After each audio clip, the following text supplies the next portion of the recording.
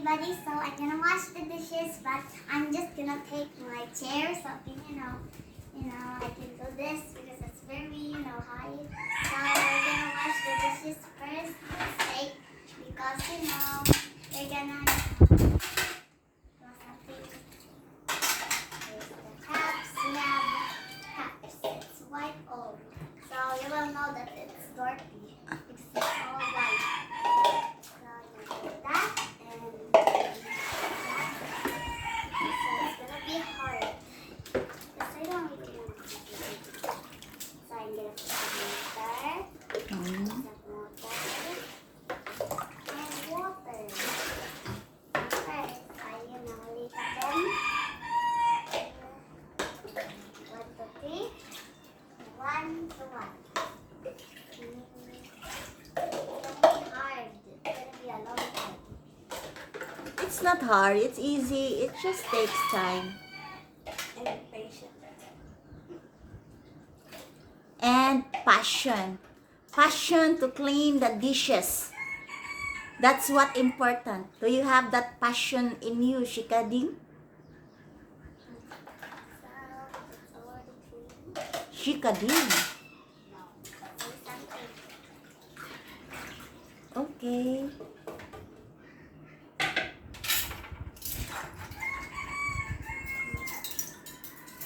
It's gonna take a long time.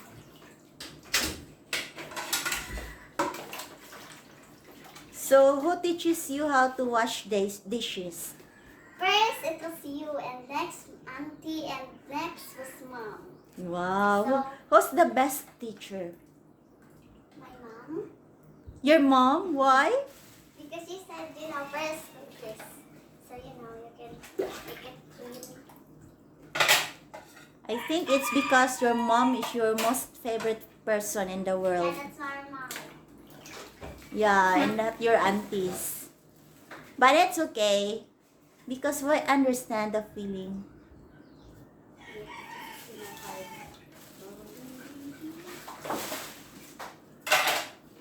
So, the last one is this. Say no dish. So you gonna separate the kitchen scrap. You're not gonna drain it in our what you call that? And our Is it lavatory or something? I don't know. What's that called?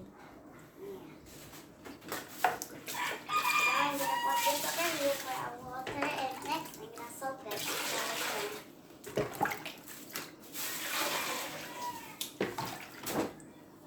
Okay. Sister, can you wash the, can you, Refill. fill water? Because put all the water in. There you go, and we're gonna take the cups and the sponge. This is sponge. You're not gonna wash the sponge first. No, I don't have any cup. I'll just use this. Okay. And then put in some soap. Yeah, Soap. Okay. So you're already good on what you are doing, right? So your mother is a good teacher. So I'm gonna put the cup over there.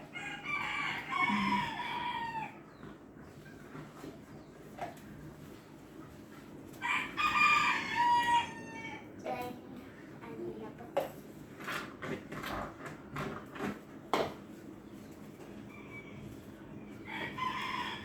right here is the cup.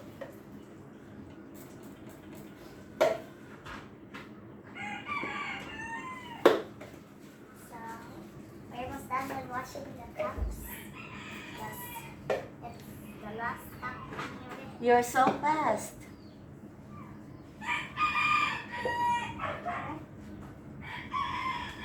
But here it's gonna be hard to wash. So I use the back.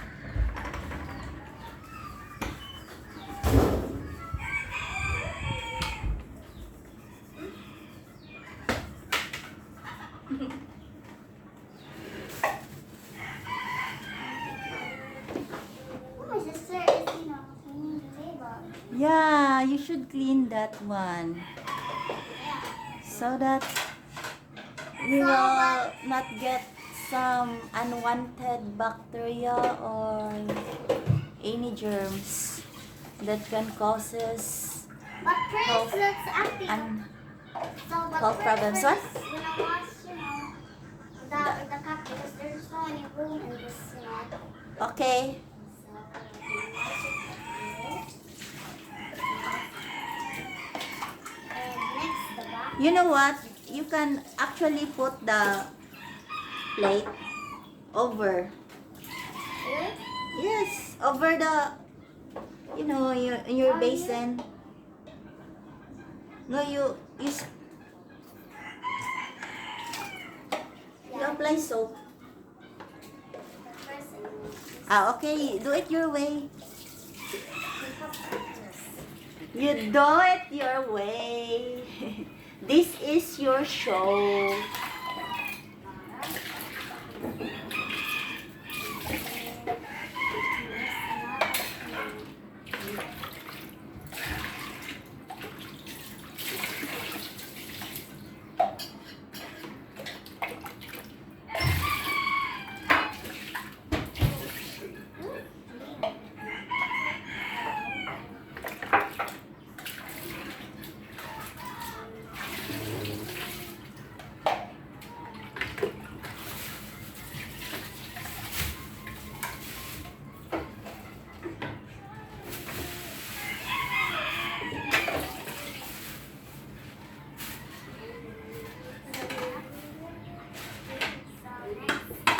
No, you put you put the gases into so that it will not get dirty or no, not dirty, any soap.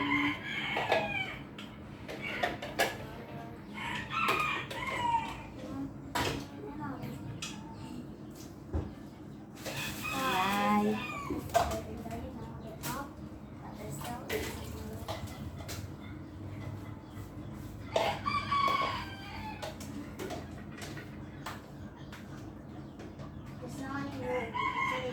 There's still, you just have to maximize the space, Push the other glasses. Just push and squeeze. Squeeze it in there. And next, the plate. This is the work. So I'm not gonna do this. Yeah. So I'm just gonna put it here. So we're done with this. Why is it the water not draining? Is there a problem? Now it's draining.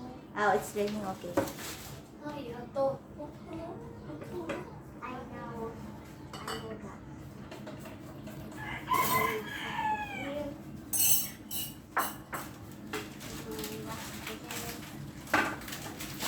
And the back too, this is important.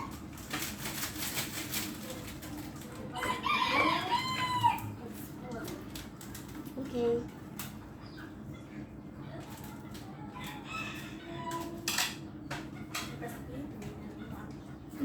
What?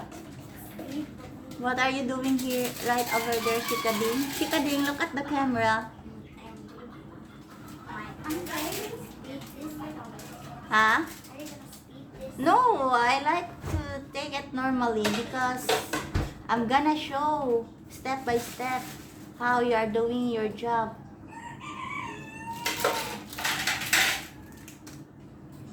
And after this, we will let Lolo watch your video. And first up, gonna cut that because we're gonna, we're gonna like that. No, we will do it in a separate video. And where my sister's at the table. No, your sister is drinking Milo.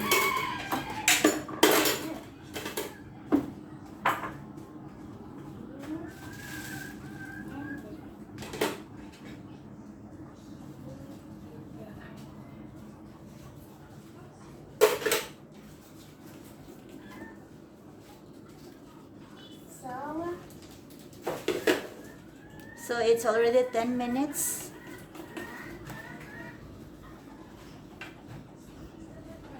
So you normally wash dishes in 15 minutes, I guess. So I'll just wash the one. So you're gonna request more water from your ate? Wala na ba yung salt, Mama? No, you put all Still? the water in the basin. Oh, ate, more water. So it took you 3. What's the English of that, Shika? 3 hours. Minutes. No, that one you are holding. It's a Pail? A bucket? yeah. Yeah, you're good. You're better than me.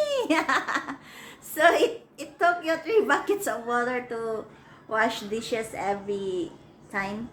Yeah, but you know the pista, Mama thought the bucket is 9 buckets.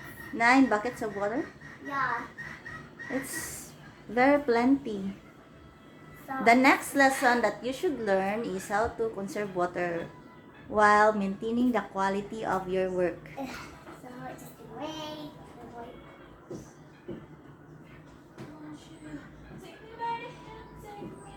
So you're gonna wait for the water to arrive. Yeah. While waiting, can you tell me if you like your new job? 3. It's ours. Sophia Jane, Yeah, I like my job. why do you like your new job here? You know, I'm a part of the family. What? What? I'm the, you know, if I don't have any job, you know, I couldn't be the part of the family. So this makes you feel like you're already part of our family because you are already helping us. You know, it's really cool. Cool way of thinking, and it's a good motivation for you. Done. So if you think like that every time, then you will love your job. You will be passionate about washing dishes.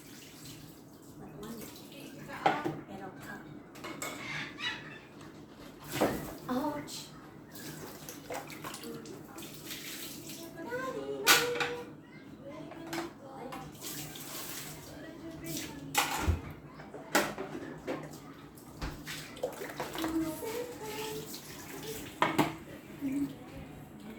So the back again.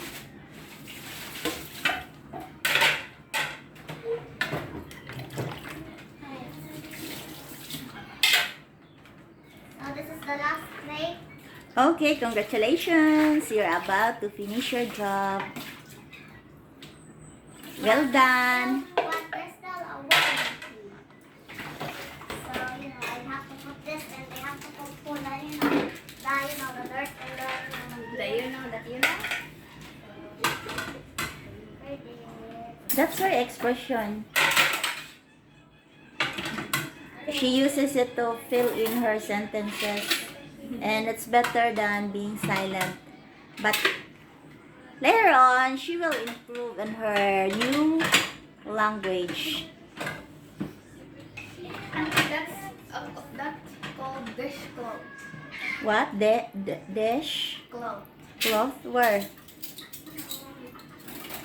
The one with the This one. dishes in the one. Dishcloth? Cloth is like a fabric. And it's a plastic. Cloth is a, you know, t-shirt. Yeah. It's a plate. No, it's not a It's a dishcloth, plate I guess. The name of it is a plate cutter for English. Because I don't know. I'm gonna wash, you know. Then I'm gonna do this and I'm gonna do that. Next, I'm gonna do, you know, the last part of them all. Wash, then over here. Then we do this. No, you cannot do that. You should pick. You should use Pick. brush. No, not brush. You should pick and then put it over there. Lang. Because you cannot drain that because no, over there. Over there. Yes, because you cannot drain it. It's impossible for you to drain that And when you drain it, because they're big. You can only drain the small ones. I'm gonna wash over here because it's dirty. Oh, Here and this side. So Yeah. we're all done with the washing. So bye bye. good job.